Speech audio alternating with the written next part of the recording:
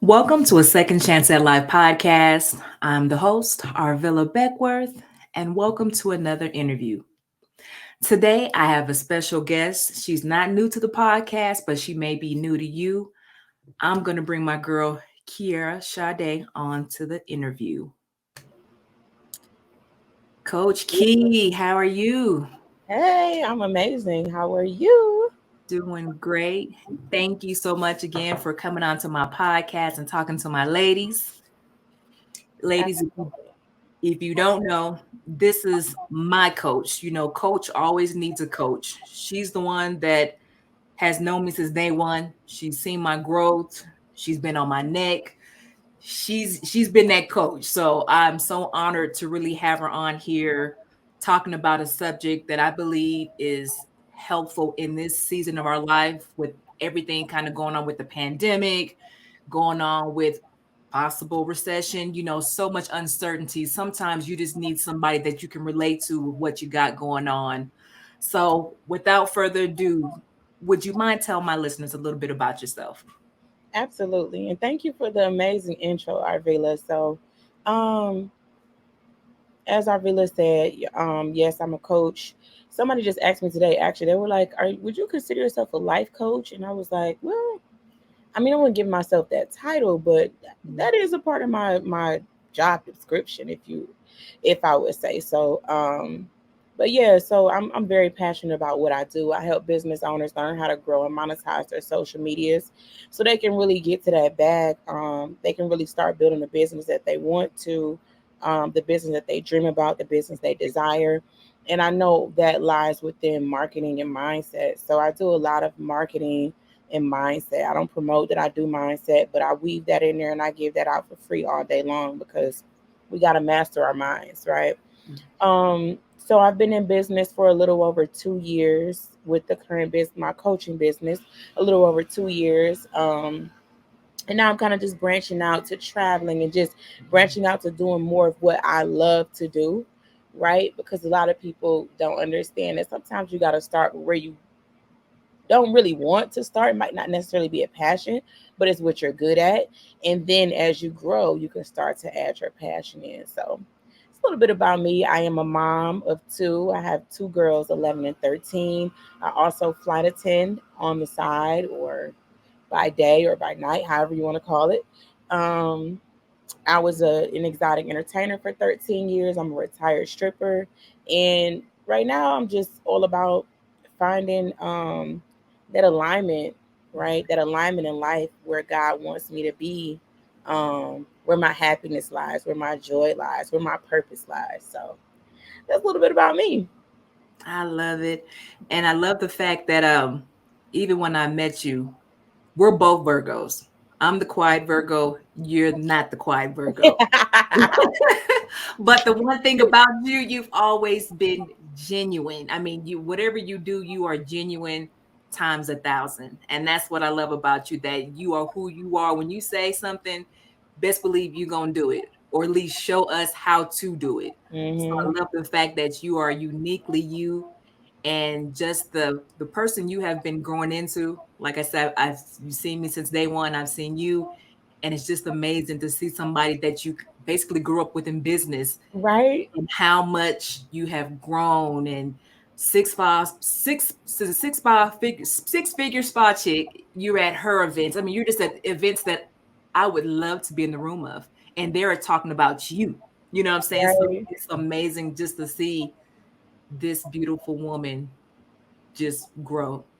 Thank And you I know so God much. got so much more for you. And I'm just, like I said, it's an honor to have you on here. So thank you. It's an honor to be on here, Arvila. You're growing too, and I'm so super proud of you because, and Arvila said that I'll be on her, I'll be on her head, but it's because I see the potential, right? It's because I see the potential, and I know that sometimes things can start off slow. I just never want her to get to the position or the spot where she gives up because she don't see the work working, right? Arvila is one of those people that where we've all seen the meme where the person is digging and digging and digging, but all they getting is dirt, and they this close to hitting that gold mine. I'm like, Arvila, I see you digging. Like I see it. I see the dirt coming out the right spot. And again, when we're the ones that's digging, it's hard to see that for ourselves because sometimes we're too close, right? We're too close to see the entire picture. So sometimes it takes people that aren't as close to the actual project that we're working on that can actually see the entire picture. And so that's why I stay on Arvilla's head. That's why I stay animate and other people that I see potential in, because I know what I was thinking at that time. Like, hey, you know what? This ain't working. You know what I'm saying? And I just don't want the people that I care about, which is just about anybody that I work with, that I see moving and doing the work. I don't want to see them give up on their dreams when I know if they keep moving, everything that they want is going to come to fruition. So I'm proud of you as well. Thank you. I receive it. Thank you. Thank you. I'm just so glad that somebody sees it. Because, like you said, digging in that dirt, you don't know what's going on. You just digging, Getting dirty. Just get dirty. just getting dirty. But I love the fact on September 8th, you did a reel about checking on your strong friends. Mhm. Would you mind telling us a little bit about that? Absolutely. So as Arvilla said, she's the quiet Virgo. I'm the more loud person. Coach, I'm out in the front, right? And I've been like this since I was young. I've been the cheer coach. I've been the cheer captain. I've always been the voice for the voiceless, and so I've always been looked at as the strong friend, right? I might have been the tiniest one in the room, but I had the biggest bite, right? So I've always been looked at as that strong friend. And when people look at the person that's strong, they feel like they're strong. They don't ever have weak moments. And so it's hard to for most people to remember to check on the actual strong friend, the person who's holding everybody up, right? We get tired. We get tired. And again, when you're the single mom and you're making things look easy, when you're the strong friend and you're the friend that's always calling on people and you're looking because you pay attention to detail. Hey, something's not right.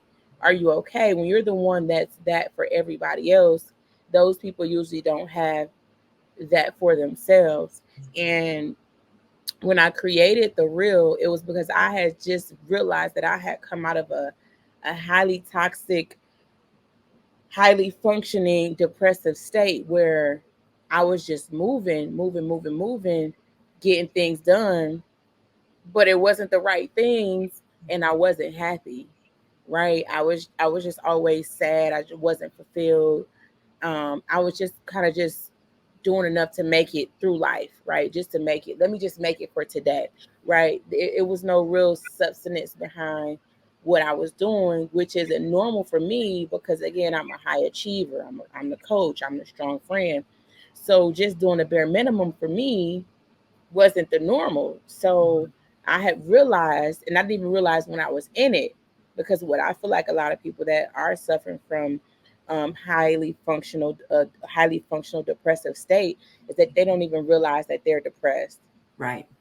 They just try to fill this void that they're having with more work, and it might not even necessarily be work that's fulfilling, but it's keeping them busy, so it'll keep them from thinking about the root issues that they're really going through. And sometimes you might not even know why the heck am I depressed. It could be somebody's missing from your life. You just had a breakup. Your kids are acting up. You're not where you want to be in life. Like sometimes you don't even know what it is because it's a accumulation of all the things.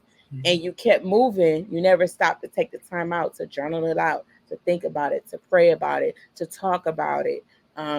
To express your feelings about it, to cut everybody off, to turn your phone off and just have some time to yourself or whatever it is that you needed to do to get to the root cause of that and really, really understand what's going on so you're not operating in this toxic, depressive state, should I say.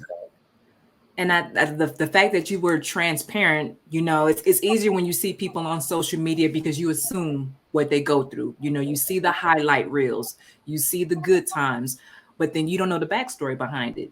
Yeah. So it's easy to perceive, well, oh, she doesn't go through nothing. Oh, she's always the strong one. Oh, I know she can handle that. But to see somebody like your coach, me, and I'm like, wow, I didn't know. Mm-hmm. I didn't know. because I So can still post. And this is not just for me, this is for other people. We can still post like everything is okay. We can still go on vacation like everything is okay. We can still wake up and mom like everything is okay. You would think, looking at us, everything is okay. If you ask us how we're doing, we'll say, I'm amazing, right? Unless it just gets to the point where it's like, you know what? I'm not doing okay. How you doing? Not okay. And then somebody will stop and look like, oh, that's not the answer I was looking for. Like, mhm, not okay. So the thing is, it's kind of hard to tell when somebody is in a high functioning depressive state because they're being highly functional. right. Or, They're yeah, simple functioning put. on the outside. Like Yeah. they're functioning on the outside. But on the inside, they're not getting any sleep. Like I wasn't getting any sleep. I didn't want to answer my phone. When I would just completely cut my phone off for days. I might go and make a post and turn the phone back off. We don't want to speak to anybody. And this is just for me. I'm not sure what other people might go through, but it could look different. I'm sure it looks different for other people because everybody's different. But sleep has maybe you sleep more. Maybe all you do is sleep. For me, I wasn't getting any sleep. I had to sleep on my couch to get sleep, and it might be 3 or 4 hours. I didn't want to sleep in the bed, right? So I was going through something that where I'm like, okay, I'm getting older. I'm 37. I haven't found a husband yet that I want to settle down with. The dating scene is trash. But then I'm like, well, Kierra, you don't really take anybody seriously anyway. So I'm having this internal battle. Like, is it you or is it them or what's going on? Like, business is different now. It's everybody's back outside. You got to do different things now to get people's attention. Going through this thing with Instagram, or maybe I should say, going through this thing with the social media platform that what had spoke about suing me, and I'm just like, oh my gosh, dealing with all of these things. Who do I talk to about this, right? Um, and it's like, well, you the strong friend, you got to talk to yourself about it. So, I mean, what else you, what else you gonna do? Who else is gonna understand? That, yeah, you're in jeopardy of, your page getting taken, or they're threatening you. They want you to take down all of your products, pretty much start your business over, right? So, oh yeah, but you still need to make money, pay your bills, go to work, be a mom, Of have a course. social life. Check on your friends so you're a good friend. Check on your students, send emails, send texts. You still need to do all of these things. And just thinking about it, with you being a sought out coach, travel influencer, and a flight attendant, how do you handle your mental health? Right. So that's a great question. How do I handle my mental health? Um, for the most part, I maintain my mental health by making sure I wake up and do my devotional, making sure I take some time out just for myself, me and God. And what I noticed is when I went into that depressive state, I wasn't doing that, right? I wasn't doing that. I wasn't working out. I wasn't feeding myself good and healthy foods. I wasn't getting sleep. I wasn't taking a break from social media because I'm a social media coach, right? And that's another thing that I committed to implementing into my teaching strategies is being okay with taking a break. Because when I initially started, I'm like, you need to be on there every day, 3 times a day. But what I never, and I would say it, but I didn't hone in on it as much as I did with being consistent, was that yes, take a break when you need to, right? Because I know a lot of my students will take that as, well, I posted for 3 days, I need a break now, right? I mean, I need you to stick to being consistent at least 90 days and then once you've built up, that platform, that momentum, then you can take a break. This is coming from somebody who showed up online every single day for Yeah. 2 years straight, right? So yes, I need a break. Somebody that shows up for 3 days straight, and then leaves for 2 weeks, So I never took the time to really differentiate between that, which I'm committed to now, making sure that I make that clear that yes, you need to show up and be consistent. You also need to make sure you're taking care of your mental too, Right. making sure you're watching who's on your timeline, who's feeding you, making sure you're not just spending so much time. That's another way I would know that I was in a depressive state is if I just spend so much time scrolling, scrolling, scrolling, scrolling. I'm Mm-hmm. trying to fill the void with occupying my time on social media, saying, "Oh, I'm looking for ideas. When you Right. gonna implement?" Right.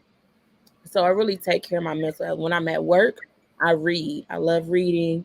So when I have that downtime and I'm in the air, reading, journaling, um, talking to my friends, the couple that I have, Mm-hmm. um, and just really just trying to stay around positive people, stay away from negative things, really watching what I consume physically, mentally, emotionally, really just watching what I consume and kind of watching my actions, right? And just try not to be so hard on myself about certain things, certain timelines that I put in place, right? I think a lot of people go into a depressive state because they've got these timelines that they put in place Yeah. themselves. And Mm-hmm. they didn't God didn't give you that timeline. Right. So you're not gonna that's not his timeline. So I think a lot of times we just go against the grain and it makes us depressed. It makes us sad. It makes us regretful when we just go against certain timelines that we never sought God about and said, "Hey, God, well, what's your timing? When do you want me to get married? Do you even want me to get married? When do you want me to have another child? Do you even want me to have more children? When do you want the business to flourish? Should I even be a business owner?" Right? So I think it's about kind of just making sure again, that's why I said right now one of my biggest focuses is just making sure I'm in alignment so that I'm not forcing anything. It just kind of just flows, right? I'm not going against the current, right? I just want to flow and let the water take me where it may, instead of trying to fight and have this uphill battle. So to sum it up, I maintain my mental health by journaling, having my time to myself, turning the phone off if I need to, turning social media off if I need to, regardless of if I am the social media coach. I Right. mean, I grew 40,000 followers over on TikTok and then left for 2 weeks. Like, you know, I don't want to be over here right now. It does take from you the energy that you have to give to social media can be very draining. So you have to watch that. So yeah, I would say those things there. Absolutely. And then doing some research on high functioning depression, some of the symptoms include loss of interest in normal activities, lack of concentration, feeling inadequate, and irritable. What's Mm. some of the symptoms that you experience? Ooh, baby. Procrastination would definitely be what was it? Lack of focus. But yeah, lack of focus. Me being in a procrastinative state was so gut wrenching. Like I would spend all day trying to figure out how do I stop procrastinating instead of getting into action. Like, how do I stop waiting to do what I need to do? Like, I would spend 10 hours of the day, like, how do I get up and do something? Somebody who, again, is usually, doing stuff. And again, I'm highly functioning. I'll do other stuff that I Mm-hmm. should not be doing, but I'm not doing what I should be doing. So I Mm-hmm. look busy. I'm on here maybe planning a trip. Should you be planning a trip right now? Right? Got this whole trip planned out. That's not what you should be doing right now, though, ma'am. Right. Right? So, yeah, I definitely had the loss of interest in doing things that I normally like to do. Lack of focus for sure. What were the other two that you named? Irritability, feeling inadequate. Definitely was feeling irritable. Again, I would just turn my entire phone off. I don't want to talk to nobody. Mm-hmm. Right? Like I don't even want to talk. I'm just irritated. Everything irritates me. Right? So yeah, I would definitely say all of those definitely hit me hard for sure. And even admitting or even acknowledging that you're struggling with something or need help is not an easy thing to do for a lot of people. What can we do as women, moms, sisters, friends to let our loved ones know we are here to help them? That's good. Um, be very intentional about it, right? And judgment free. So for me and my friends, I'm very intentional about number one, watching their actions. Hmm. Are their actions in alignment with what they normally do, right? or is something a little off? And asking questions in a way that shows that you care, but that you're not prying, right? So I'll say, hey, is everything okay? You seem a little, not yourself today, right? And they can say yay or nay, but we know our people, right? And if they Yeah. say I'm okay, because they're in a highly functioning depressive state and they don't know that they're not okay, well, just seemed a little, you don't seem like yourself today, but I'm here if you need anything. I'm gonna check back on you, Right. later on today or tomorrow or whatever it may be, right? Just let them know I'm here. I don't want to pry and make you irritated. I don't want to irritate you because Mm, that yeah. can be right. You're teetering on a thin line for somebody that's in a highly functioning depressive state. They don't know that they're in a depressive state, Mm-hmm. but you prying with them right now, it'll irritate them and then they'll cut you off and now they can't get the help that they need because you've irritated them, because that's one of the symptoms. So you just kind of want to tread, you want to be firm, but you want to tread lightly on that Okay. line of, letting them know, hey, you don't see, it lets them know, okay, you paying attention and you care, right? Right. It also lets them think maybe I need to check my emotions. What are they talking? This is my friend, and instead I seem a little off because of this. Like maybe I should check my, because if I had somebody to help me check my emotions and say, hey, you seem a little bit off today. You okay today? I'm gonna think and say, I mean, yeah, I'm all right. But then later on, I'll think Right. about it. Yeah. Like, you see what I'm saying? Like, Yep. kind of gotta hold myself accountable. Like, you know what? Maybe I am a little off, or I might not be off. Maybe but Mm-hmm. I think that type of conversation again opens up the door for them to be able to walk into it should they want that help. So we can't help anybody who don't want the help, right?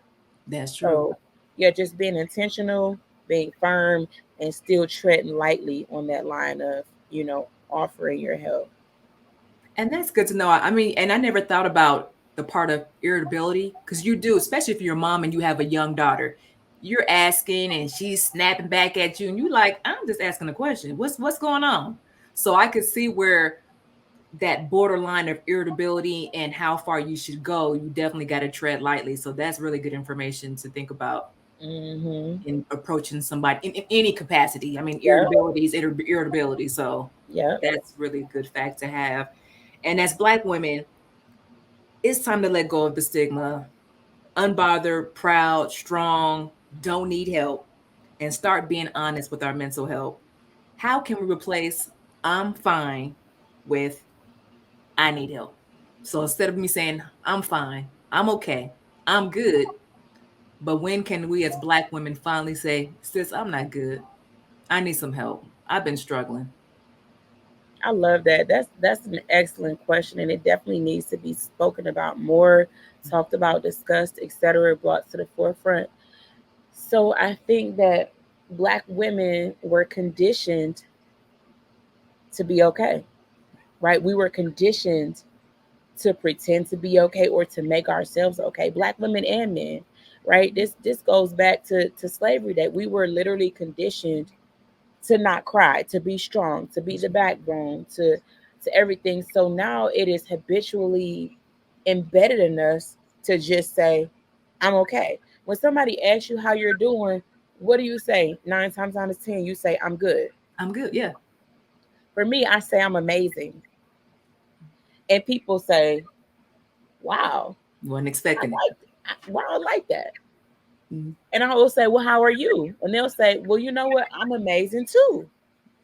So me just being intentional about answering the question when somebody asks me how I'm doing and not habitually answering it, Mhm. and me thinking like, okay, how am I doing? Now I've learned to be honest, because remember I told you earlier, I'll tell somebody, well, I'm not doing okay today, Mhm. you know, for the most part, but I try to stay away from people when I'm not doing okay. Or I'll say something like, you know what, I might be doing better if you could help me with this, right? I might have gotten irritated, something in the store, somebody's pissed me off or something.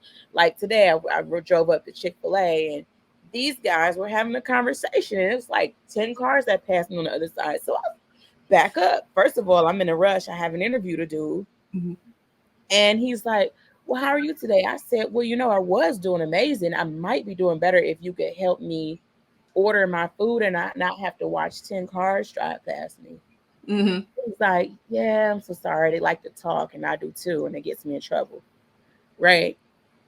But I'm intentional about how I could be better if you would help me with this. Right. So again, I just think it's about being intentional with really thinking about the question, because I know the question is a habit, and it's Mm-hmm. it's just manners for most people. Hey, how you doing today? Mm-hmm. But being intentional about asking people how they're doing and really caring about how they're doing, That's or not key. asking it at all, and Mm-hmm. being intentional about answering the question about how you're doing.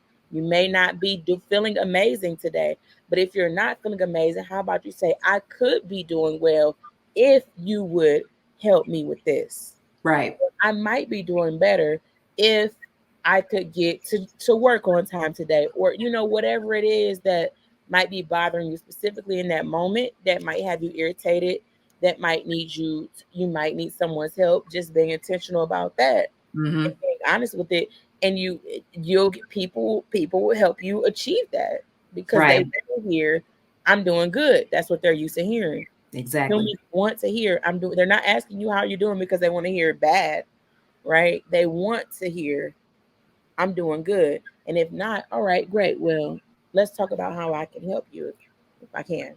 Right. And that's so true. We do. It is something that you naturally hear. So your natural response is, I'm good. I'm okay. And the other person just walks away. But when you finally get that person to say, I've been struggling, it throws you off because you're expecting I'm good to come out your mouth.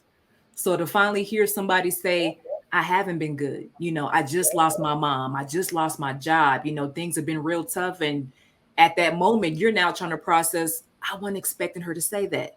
Yep. What do I come back and say? How Yep. do I be genuine about the situation? And I think sometimes as women, especially Black women, we get really guarded about exposing ourselves to other Black women Yep. because one, does she really care what's going on with me, or does she want to know Mhm. what's in my business? So Right. you do kind of protect yourself a little bit because you don't know people's intention, especially if you don't know them. So I'm fine is the quick generic word. I'm Yep. good, but I may go to my good friend or my mom and really kind of spill the tea. But if it's just on passing and I don't really know you, of course I'm gonna say I'm good. But I would love to get to the part or to the place where we can say I'm not good, and this is what's going on with anybody. Be more transparent because I think our younger girls will start doing the same thing with their peers. But everybody's trying to the mean girl. You can't sit at this table, and I ain't going. So it creates that division before they even become women. So that's Yep. what they're expecting. We already separated before we become young adults. Mhm. So it's like, how can us as mothers now create that conversation for our young girls to feel safe and talk to their friend about something, talk to their mother about something, just be open and not let the generic term be, I'm good, I'm Good. okay. And Mhm. I know studies have shown that our mental health, especially depression and anxiety, has skyrocketed since the pandemic. What are your thoughts about that? I absolutely agree that um our mental health challenges have Mhm. skyrocketed since the pandemic. I mean, number one, we were all locked down in a way we've Yes. never been locked down before, right? We had to really face ourselves, learn ourselves, entertain ourselves without other people helping us entertain Mhm. ourselves, because now we can't be near people. We had to really get to know ourselves. And a lot of people, I felt like they discovered a side of themselves that they were not happy with, that they didn't like. Mhm. And they were able to cover it up with highly functioning depression, There you go. Yep. because they were at work, or they were busy doing this, or taking care of the kids, dropping the kids off, picking the kids up, going to soccer game, going to cheerleading, going out, getting drunk. All that was shut down. Right. What you Right. had was you and whoever lived in that house, right? A lot of relationships didn't last because they really found out, without all of the distractions, who each other were, and it wasn't who they thought that they were. A lot of Hmm. relationships started and flourished because they got to spend time with each other without distractions, and really get to know each other and spend time with each other, etc. But all in all, I feel like everybody in the world um, went through something mentally that they never had to endure, right? Right now, counseling and therapy is at an all time high. You can't even get an appointment with a therapist right now because people are trying to recover and recoup from the things that happened, to their mental state while they were on lockdown. And Mhm. this is including finances. Some people lost their homes Yes. during that time, their cars, their jobs, their businesses. Lots of businesses started and bloomed, but lots of businesses also closed. 20-year-old businesses, 30-year-old businesses were not set up to be able to take a 2-year shutdown, right? So there was just so much mentally and emotionally that people had to deal with in that time that they just weren't prepared for. They had no warning. You couldn't even go to church, Right? right? Isn't that crazy? Couldn't even go to church, right? Where most people go when things are, getting tough. So it's like, where do I go? I have nowhere to run to or no one to run to except for me Right. and online. And what's being depicted online? The perfect lifestyle. Yeah. So now it's just this toxic circle of, I don't have everything together. I got to deal with myself. I don't really like myself like I thought I did. I don't like this person I'm sleeping with like I thought I did. My job is gone. My house is gone. My car is gone. My bank account is empty.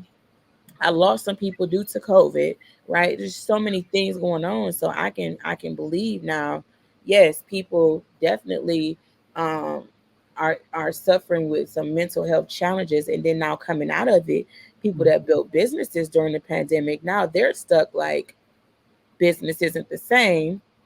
No, it's not, because now you don't have everybody's attention like you used to. It takes Bingo. something different to get Yes. their attention now. We back outside. Right, right. Right?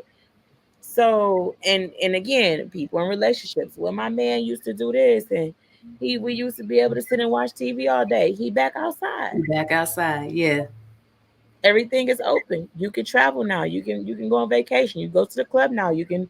It's it's everything is different now as far as getting people's attention. During the Right. pandemic, and somebody's attention was real easy. They didn't have anything else to do. Now we're back fighting with getting and keeping not only our man's attention, our friends' attention, our children's attention. Right? They're back outside. They're back in school. Mhm. Right? So those are absolutely my thoughts. I truly do believe that the pandemic definitely had a major toll on people's mental health challenges, but I also think it was good that now it's bringing more awareness to how important it is to take care of not Yes. just your physical health but your mental health as well. Yeah. Because I believe before the pandemic, it it was cute to say self-care. It was cute to say this is what I do, but the pandemic has really taught you to sit down and really take care of yourself. Let's recognize burnout. Let's recognize anxiety, depression. Let's recognize what's going on with our kids. Like you said, Hmm. we're high functioning depression people, but what about our kids? Do we look back and see, well, they're struggling too? Because one, they're going back to school after being online. Yep. Two, they're worried about school shootings. Yep. So we're Yep. not even thinking about what our own kids are struggling with. So it's like, in Yep. order to be a healthy parent, we got to be healthy so we can be healthy for our children and them to Absolutely. be healthy. So it's like, I believe now more than ever is so imperative to really not only know who you are, but be sensitive enough to recognize those around you that are going through the same thing. Absolutely. Absolutely. And yeah, just to backtrack, like my children were struggling with online school. They hate, as much as they used to want to be homeschooled when the Hmm. pandemic hit, they hated it. They couldn't be still. It was just like they didn't like being at home all day. They did not like they didn't like it at all. And so that was a struggle. Like, I mean, parents just having to deal with their children being at home all day, Yes. used to getting that break, right? Hmm. Now you become a stay-at-home mom, and you got to still work, and now you're working from home. Your job got you doing this working from home thing. And yeah, yeah, so absolutely. Yeah, but it is to make sure we pay more attention to our children, because I think a lot of us, especially as black moms, we were taught to, our word trumps whatever you got going on or whatever you feeling. You're a kid and you don't know no better, and I know best.